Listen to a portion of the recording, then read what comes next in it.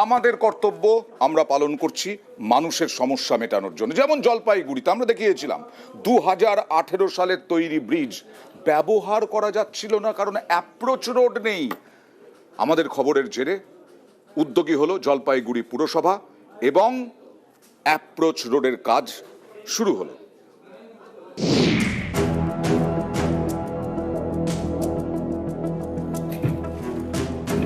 জলপাইগুড়ি পুরসভার 2 নম্বর ওয়ার্ড গা ঘেঁষে বয়ে গিয়েছে ধরধারা নদী। এই নদীর একদিকে ওয়াকারগঞ্জ, অন্যদিকে ভাটাখানা। নদী পারাপারের জন্য কংক্রিটের ব্রিজ আছে, কিন্তু তাতে লাভের লাভ কিছু হয় না। ব্রিজ তৈরি হলেও সংযোগকারী রাস্তা অর্থাৎ অ্যাপ্রোচ রোড নেই, তাই পাকা ব্রিজ তৈরি হলেও স্থানীয়দের সমস্যা মেটেনি। গত বছর জুনে এই খবর দেখানো হয় নিউজ 18 বাংলায়। খবরের জেরে তৎপর জলপাইগুড়ি পুরসভা। ধরধারা নদীর দুপারে তৈরি হচ্ছে সংযোগকারী রাস্তা। অসংখ্য ধন্যবাদ। এই রাস্তাটা শুরু হতে আমাদের খুব ভালো হচ্ছে, সমস্যা সব সমাধান করতেছে। এই রাস্তাটা অনেকদিন ধরে বন্ধ ছিল, এই রাস্তাটা এখন শুরু হয়েছে, খুব খুশি আর কি। একসময় জলপাইগুড়ির ধরধারা নদীর উপরে ছিল বাঁশের সাঁকো, ঝুঁকি নিয়ে যাতায়াত করতে হতো।